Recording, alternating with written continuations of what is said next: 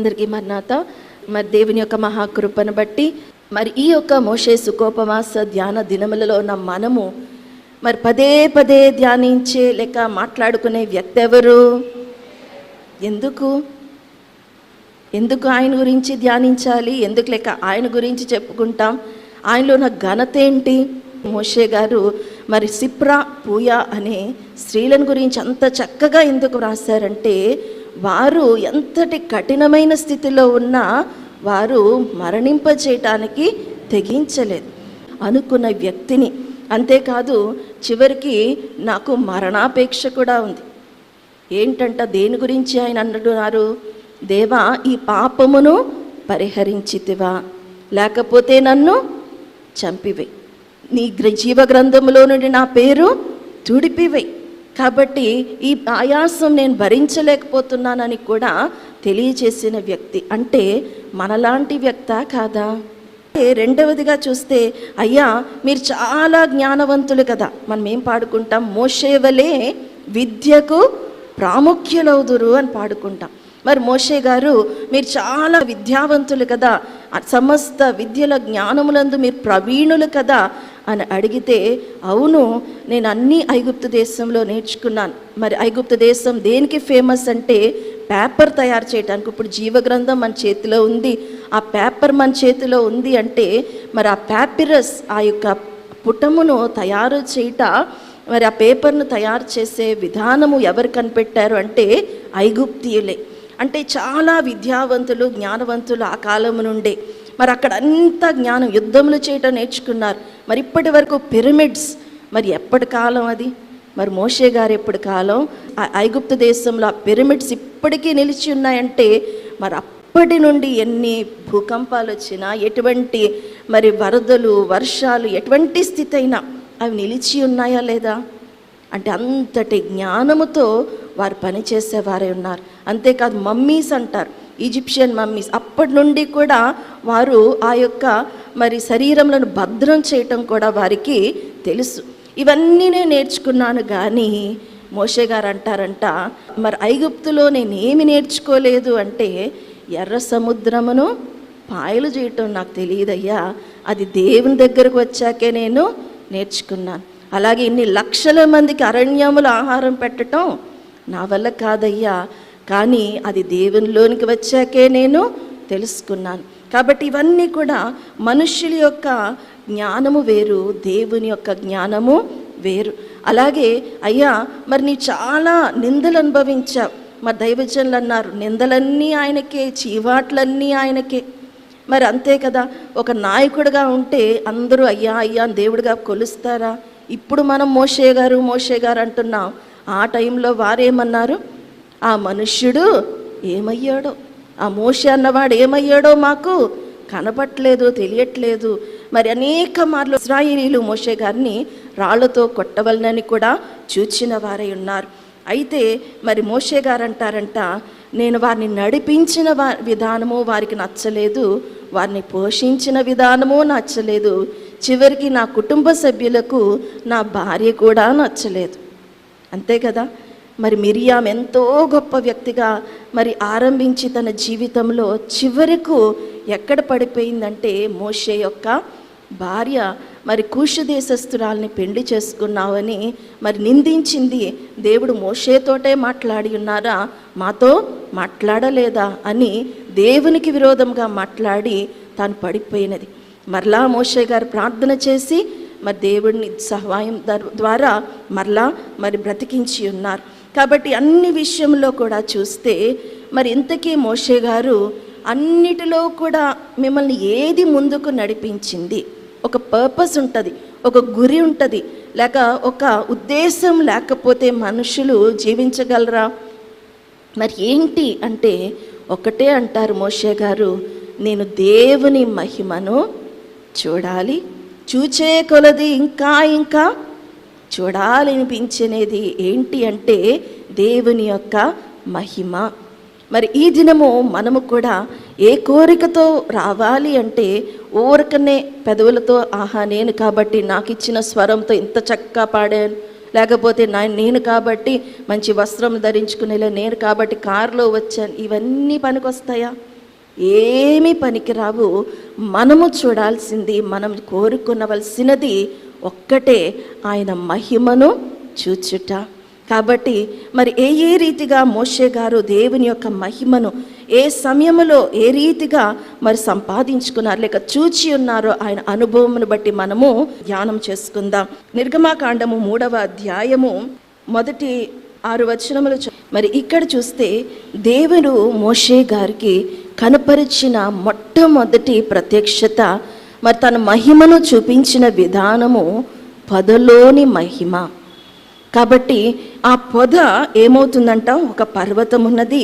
మరి ఆ హోరేబు పర్వతము పైన ఆ పొద నడిమిని అగ్ని జ్వాలలలో యెహోవా దూత అతనికి ప్రత్యక్షమాయెను. అతడు చూచినప్పుడు అగ్ని వలన ఆ పొద మండుచుండెను గాని పొద కాలిపోలేదు. మరి మనము అనేక మార్లు వాక్య గ్రంథంలో చూస్తాం, దేవుడు దహించు అగ్ని అయి ఉన్నారు అని. మరి ఎంతోమంది అంటూ ఉంటారు, మరి దేవుని యొక్క సన్నిధికి రాలేం. మరి తర్వాత అధ్యాయంలో కూడా 19వ అధ్యాయంలో అలాగే 20వ అధ్యాయంలో ఇశ్రాయేలీలు పదే పదే అంటున్న మాట, మేము దేవుని మాట వినలేం, లేక ఆ అగ్నికి భయపడుతూ ఉన్నారు. భయపడని వారు ఎవరైనా ఉంటారా? ఒకవేళ చిన్న మంటే బల్లు వచ్చిందంటేనే ఉరికి గంతులేస్తాం. మరి అగ్ని దిగుతుంది అంటే ఎవరు ఊరుకుని ఉంటారు? కానీ మరి ఈ అగ్ని ఎటువంటి అగ్ని అంటే దేవుని అగ్ని, దహించి వేసే అగ్నియే. కానీ అది ఎటువంటి అగ్ని? 3 బాలులను మంటలో అగ్నిలో వేసినప్పుడు ఏం చేసింది ఈ అగ్ని? వారి వెంట్రుకలు కాలలేదు, వారి వస్త్రములు కాలలేదు. మరి ఏం కాల్చివేసినాయి? బంధకములను కాల్చివేసే అగ్ని. కాబట్టి అలాగే మరి దేవుడు కూడా మన జీవితంలో ఎన్నెన్నో బంధకములు ఉంటాయి. అసలైన బంధకం ఏంటి? పాపమనే బంధకం. ప్రతి ఒక్కరికి భయము, ఆందోళన. పాపంలో పుట్టిన వారందరికీ ఏమో అంటే పాపము చివరికి ఎక్కడ నడిపిస్తుంది? పాపం వలన వచ్చే జీతము మరణం. కాబట్టి ఈ పరిశుద్ధ అగ్ని చేసే పని ఏంటి అంటే, మొట్టమొదటిది ప్రాముఖ్యమైనది మనలోని పాపములను దహించి వేసే అగ్ని. కాబట్టి దేవుణ్ణి ఆరాధిస్తున్నాము అంటే మొదటిగా మరి అనేక రీతులుగా అనేక రకములుగా ఈ పొదను గురించి మనం చూడవచ్చు. కానీ ఈ దినమున ఆ పొదలో ఎవరున్నారు అంటే మనమే. కాబట్టి ఆ పొద ఎవరు? నేనే అని చెప్పుకోవచ్చుగా. కాబట్టి దేవుడు మనలో ఉండి మరి ఆ పొద మామూలుగా ఉంటే అది ఎలా ఉంటుంది? ఎందుకు పనికిరాని అడవి మొక్క. కానీ ఆ పొదకు మరి ఏంటి ఆశ్చర్యం? మరి ఆ పొద ఎందుకు ఆకర్షణీయంగా మారింది అంటే దానిలో ఉన్న అగ్ని, దానిలో నుండి బయలువెడల్చున్న అగ్ని. ఆ అగ్ని ఏం చేస్తుంది అంటే ఆ పొదను కాల్చివేయట్లేదు, అది మండుతూనే ఉంది కానీ అది కాలిపోవట్లేదు. అలాగే శ్రమలు కూడా మరి మనల్ని కాల్చివేయటానికి దేవుడు పంపిస్తారా? శ్రమలు అనే అగ్ని దేని కొరకు పంపించబడతాయి? శ్రమల్లో మనం ఏమవుతామంట? మన యొక్క బంధకముల నుండి విడిపింపబడతాం. అందుకే మానవుడు శ్రమను పొందక దైవ మానవుడు ఎటు కాగలడు అని కీర్తనలో, మానవుడు శ్రమను దైవా మానవుడిటు కాగలడు, మానవుడు శ్రమను పొందక దైవా మానవుడిటు కాగలడు, కానక పడిన వానిని దైవా కానక పడిన వానిని దైవా మానవుని కక్షీలంగా శ్రమను పరమా శ్రమము చేసి మానవుడు శ్రమను పొందుక దైవా మానవుడెటు కాగలడు, కాలకుండని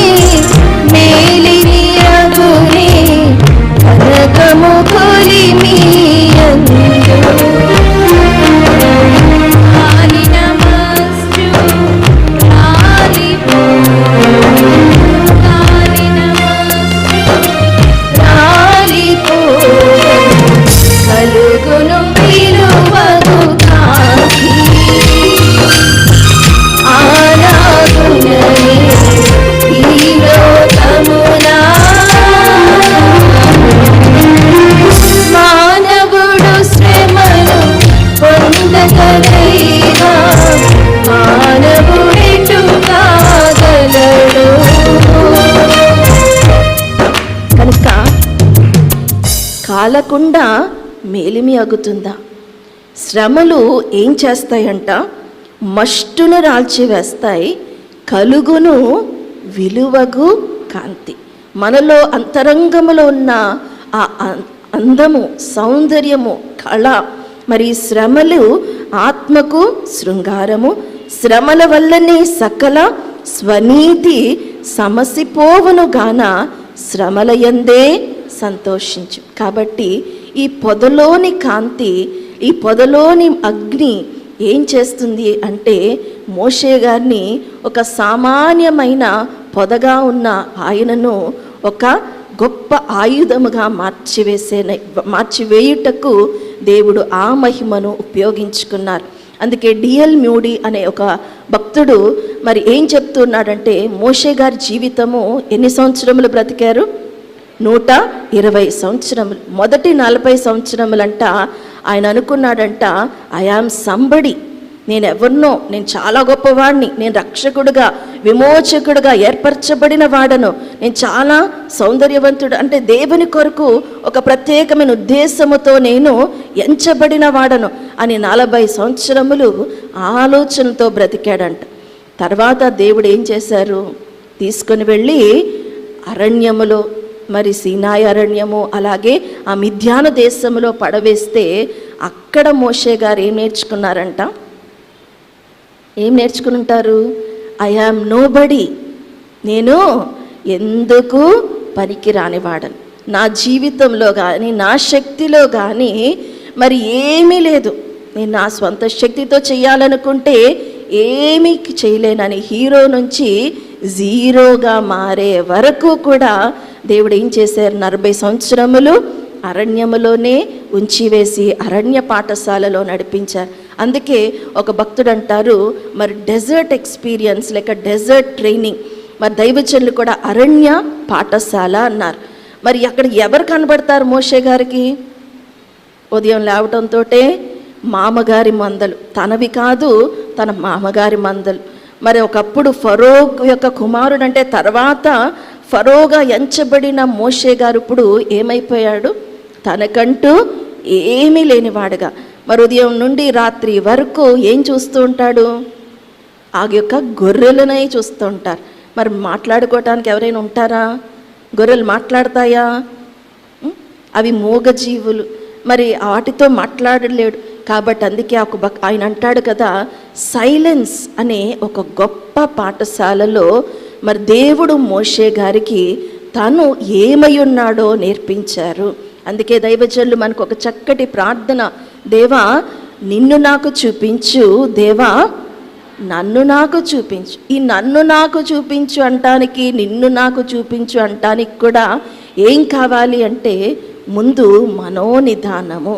దైవజనులు అదే కనిపెట్టే గంట అన్నారు. మరి ఈ కనిపెట్టే గంటలో మనం కూర్చోకపోతే మనం చూసుకోగలమా?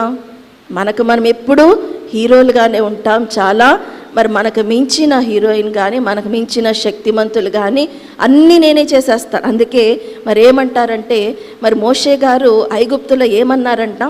దేవా మరి నువ్వు నన్ను ఏర్పరచుకున్నావు, మరి దేవుడు నన్ను ఏర్పరచుకున్నారు కాబట్టి నేను దేవా నీ పని తప్పకుండా చేసి పెడతానంటే, మోషే ఆగు, నేను నీకు పని చెప్తానంటే, దేవా నువ్వు కొంచెం సేపు ఆగు, నేను విజిలేస్తాను చాలు, నువ్వు అప్పుడు వాలిపోదు కానీ అంటారంట. అంటామా మనం? అట్లా అనమా? శ్రమల్లో దేవునికి పని చెప్తామా? మనం పని చేయాలనుకుంటామా? ముందు మనం పరిగెడతామా? దేవునికి పరిగెత్తే పని అప్పగిస్తామా? మనమే పరిగెడతాం. ఎక్కడికి వెళ్ళాలో, ఎవరిని అడగాలి, ఏ డాక్టర్ దగ్గరికి వెళ్ళాలి, ఏం చెయ్యాలి, ఎవరి సహాయం కోరాలి, ఎక్కడి నుండి డబ్బులు తెచ్చుకోవాలి, ఏం చెయ్యాలి, అన్నీ మన ఆలోచనలే. దేవా నువ్వు ఒక్కసారి ఆగు, నాకు అవసరమైనప్పుడు విజిలేస్తాను, అప్పుడు వచ్చేద్దుగానంటే దేవుని దాచి మనం ఏం చేస్తాం? పరుగులు పెడతాం. కానీ మరి ఈ సైలెన్స్ అనే పాఠశాలలో మరి పైన చూస్తే ఆకాశ నక్షత్రములు కనబడతాయి. మరి దేవుడు సృష్టి ద్వారా కూడా బోధించేవారై ఉన్నారు. అందుకే మరి పరమజ్ఞాని అయిన సొలొమోను గారు అంటారు కదా, మరి సామెతలు 6వ అధ్యాయము 6వ వచనములో, సోమరి చీమల యొద్దకు వెళ్ళి ఏం నేర్చుకో, జ్ఞానం నేర్చుకో. అక్కడ వారు ఏముంది అంటే, నాయకుడు లేకున్నా సార్ చదవండమ్మా. చీమల యొద్దకు వెళ్ళుము, వాటి నడతలు కనిపెట్టి జ్ఞానము తెచ్చుకొనుము. కాబట్టి ఈ సృష్టిలో ఏముంది అంటే, ఒక చీమను చూపించి దేవుడు జ్ఞానం నేర్చుకో అంటున్నారు. అలాగే ప్రభువు కూడా అంటున్నారు, ఆకాశ పక్షులను చూడండి, అవి విత్తవు కోయవు, అలాగే నక్కలకు బొరియలున్నాయి, కానీ మనుష్య కుమారుడు తలవాల్చుకున్నటకు స్థలము లేదు. అలాగే నరుల ఆయువు గడ్డివలే ఉన్నది. అంతేకాదు మరి కీర్తనల గ్రంథము 1వ అధ్యాయములో మరి నరుడు మరి ఏమై ఉన్నాడు అంటే, అతడు నీటి కాలువల యోరను నాటబడినదై ఆకువాడక తన కాలమందు ఫలమిచ్చు చెట్టువలే నుండును. సృష్టి మనకు బోధించే కార్యములు. అలాగే యెషయా గ్రంథము 1వ అధ్యాయములో మరి 3వ వచనంలో అనుకుంటా అంటారు, ఎద్దు తన కామందు నెరుగును, గాడిద సొంత వాని దొడ్డి తెలుసుకొనును, ఇశ్రాయేలుకు తెలివి లేదు, నా జనులు యోచింపరు. అలాగే పేతురు గారు రాసిన మరి 1వ పత్రికలో మరి దేవుని వాక్యము గురించి తెలియజేస్తూ అంటారు, నరులందరూ కూడా దేనిని పోలి ఉన్నారు అంటే, సర్వశరీరులు గడ్డిని పోలిన వారై ఉన్నారు, వారి అందమంతయు గడ్డి పువ్వు వలె ఉన్నది, గడ్డి ఎండును దాని పువ్వును రాలును, అయితే ప్రభువు వాక్యము ఎప్పుడును ఎల్లప్పుడూ నిలుచును. కాబట్టి ఈ సృష్టి మనకు గొప్ప బోధకురాలు. కాబట్టి మనము ఏం చేయవలసిన వారమై ఉన్నాం? దేవుని తెలుసుకోవాలి అంటే ఈ 40 దినములు ఉపవాసం ఉంటే సరిపోతుందా? ఈ 40 దినములు వ్రతం చేస్తే సరిపోతుందా అంటే కాదు. మనం ఏం చేయాలంట? కట్టి వేసుకోవాలి. అంటే సైలెన్స్, ఒంటరితనం ఒకవేళ దేవుడు మనకి ఇచ్చిన దానిలో కూడా ఆనందించాలి. అందుకే మోషే నా ఇల్లంతటిలో నమ్మకమైన వాడు, మోషే మిక్కిలి సాత్వికుడు. అలాగే ద్వితీయోపదేశ కాండము మరి చివరి అధ్యాయములో మరి చివరి మాట కూడా మనం చూస్తే మరి 12వ వచనంలో, మోషే ఇశ్రాయేలు జనులందరి కన్నుల ఎదుట కలుగచేసిన మహాభయంకరమైన కార్యముల విషయములోను యెహోవాను ముఖాముఖిగా ఎరిగిన మోషే వంటి ఇంకొక ప్రవక్త ఇశ్రాయేలీలలో ఇది వరకు పుట్టలేదు. కాబట్టి అంత గొప్ప మోషే గారు కూడా దేనిలో మరి ఈ యొక్క ట్రైనింగ్ పొందారు అంటే, మరి ఒక భక్తుడు అంటారు కదా, అరణ్యమే ఆయనకు పోస్ట్ గ్రాడ్యుయేషన్ మరి చేసిన యూనివర్సిటీ అయిందంట. కాబట్టి ఎంతమంది పీజీ చేస్తున్నాము అంటే, మరి ఐగుప్తు విద్య కంటే ఏది గొప్ప విద్య? ఆ యొక్క అరణ్యములో మందకాపరిగా ఉన్నప్పుడే దేవుడు మరి మోషే గారిని సిద్ధపరిచిన వారై ఉన్నారు. అలాగే తర్వాత చూస్తే ఆయన యొక్క కలిగిన 2వ అనుభవము ఏమై ఉన్నది అనగా, మరి ఒక గొప్ప పని దేవుడు మనకు అప్పగించినప్పుడు దేవుడు మనలను ఆ పని కొరకు ప్రత్యేకపరిచేవారై ఉన్నారు. కొరింథీయులకు రాసిన 2వ పత్రిక 2వ అధ్యాయము 16వ వచనం ఒకసారి చదువుకుందాం. నిష్కాపట్యము గల వారమును దేవుని వలన నియమింపబడిన వారమునయుండి క్రీస్తునందు దేవుని ఎదుట బోధించుచున్నాము. కనుక దేవుడు మనల్ని ఎందుకు ఎంచుకున్నారు అంటే, మా ద్వారా ప్రతి స్థలమందును క్రీస్తును గూర్చిన జ్ఞానము యొక్క సువాసనను కనపరచుచు ఆయన యందు మమ్మును ఎల్లప్పుడూ విజయోత్సవముతో రేగించుచున్న దేవునికి స్తోత్రం. కనుక రక్షింపబడుచున్న వారికేమో మరి జీవపు వాసన, నశించుచున్న వారికి మరణార్థపైన మరణపు వాసనగాను, మరి జీవార్థపై మరి దేవుని వాసనగా సువాసనగా మనము ఏర్పరచబడిన వారమై ఉన్నాం. అలాగే మరి 3వ అధ్యాయము అదే పత్రిక 3వ అధ్యాయము 5వ వచనములో, కాబట్టి ఇది మనమందరము కూడా చెప్పవలసిన ఒక గొప్ప సత్యము. ఈ దినమున మనము కూడా ఆ పొదలోని మహిమ అందుకోవాలి. మన ద్వారా దేవుని కాంతి ప్రజలకు చూపించబడాలి అంటే మనమందరము మన హృదయముల మీద మరి చేయి పెట్టుకొని చెప్పవలసిన మాట ఏంటి అంటే, ఒకసారి అందరం చెప్పుకుందాం, మా సామర్థ్యము దేవుని వలననే కలిగి ఉన్నది. కాబట్టి మన స్వంత శక్తి సరిపోతుందా? అందుకే ఎంత ప్రయాసపడినా స్వంత జ్ఞానముతో మరి ఎంత దేవుని వెదకాలనుకున్నా, ప్రభువా నేను నిన్ను చేరలేను, నేను నిన్ను చూడలేను. కాబట్టి దేవుని యొక్క ఆత్మ మనలను నడిపించేదై ఉన్నది కనుక మరి అలాగే 6వ వచనంలో కూడా ఆయనే మమ్మును క్రొత్త నిబంధనకు అనగా అక్షరముకు కాదు కానీ ఆత్మకే పరిచారకుల మగుటకు మాకు సామర్థ్యము కలిగించి ఉన్నాడు. అక్షరము చంపును కానీ ఆత్మ జీవింపచేయను. కనుక ఈ దినమున మనం ఏమై ఉన్నాము అంటే ఆత్మ సంబంధమైన వారమై ఉన్నాం. కనుక దేవుని వాక్కు ఆత్మ ద్వారా మన హృదయములలో విమిడ్చబడి ఉన్నది. అలాగే కొరింథీయులకు రాసిన 2వ పత్రిక 9వ అధ్యాయము 8వ వచనములో అన్నిటి యందు ఎల్లప్పుడూ మీలో మీరు సర్వ సమృద్ధి గలవారై ఉత్తమమైన ప్రతి కార్యమును చేయుటకు దేవుడు మీ ఎడల సమస్త విధములైన కృపను విస్తరింప చేయగలడు. మరి కొన్ని టెన్స్ ఉంటాయి, ఏమంటారు? పాజిటివ్, కంపారిటివ్, సూపర్లేటివ్ డిగ్రీస్ అంటారు ఇంగ్లీష్లో. అంటే బాగుంది, చాలా బాగుంది, ఇంకా కొన్ని బెస్ట్ అంటే ఇంకా దానికి అన్నిటికంటే సూపర్లేటివ్ డిగ్రీ. అలాగూ ఈ ఒక్క వచనములో ఎన్ని సూపర్లేటివ్స్ ఉన్నాయో చెప్పండి. అన్నిటిలో అంటే ఇంకా దానికి మించి ఏమైనా ఉందా? దేవుడు మరియు అన్నిటిలో, అన్నిటి యందు. అలాగే 2వది ఎల్లప్పుడూ అంటే దాంట్లో కొంచెం సమయం ఉండి కొంచెం సమయము లేనివాడు కాదు, ఎల్లప్పుడూ. అలాగే 3వది సర్వ సమృద్ధి అంటే కొన్ని విషయములు ఇచ్చి మరి కొన్ని విషయంలో లోపములు చూపించే దేవుడు కాదు, సర్వ సమృద్ధినిచ్చేవాడు. అలాగే 4వది ఉత్తమమైన ప్రతి కార్యం అంటే ఉత్తమం అంటే శ్రేష్టం, ద బెస్ట్, ఇంకా దానికి మించినది ఏది కూడా ఉండదు. అలాగే 4వదిగా చూస్తే చేయుటకు దేవుడు మీ ఎడల సమస్త విధములైన కృపను విస్తరింపచేయగలడు. కాబట్టి దేవునిని మనం సామర్థ్యంగా కలిగి ఉంటే ఈ పొద ఏమవుతుందంట?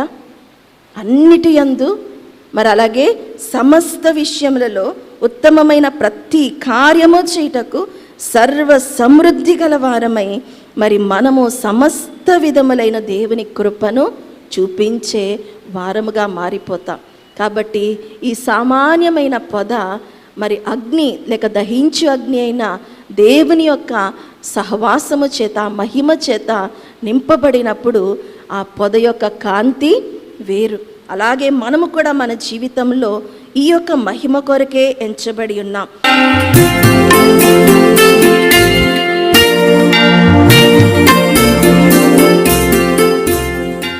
సర్వోన్నతుడైన మా ప్రియ తండ్రి, మీకు వందనములు, స్తుతులు, స్తోత్రములు. ఈ దినమున ప్రభా ఒక చిన్న అనుభవము, పద అనుభవము, కానీ ప్రభా అది మోషే గారి జీవితమునే మార్చివేసింది. ఏ రీతిగా ఒక గొప్ప పనితో పంపించి ఉన్నది తండ్రి. అలాగనే ప్రభా ఇశ్రాయేలీయుల యొక్క విడుదల కొరకు శక్తితో నింపి ఉన్నది. అలాగూ మా జీవితంలో కూడా ప్రభా దేవా ఏ పని కొరకు మీరు మమ్మలను ఉపయోగించుకొంటకు పిలుచుకొని ఉన్నారో, ఉన్నవాడును అనువాడును అన్నావు తండ్రి.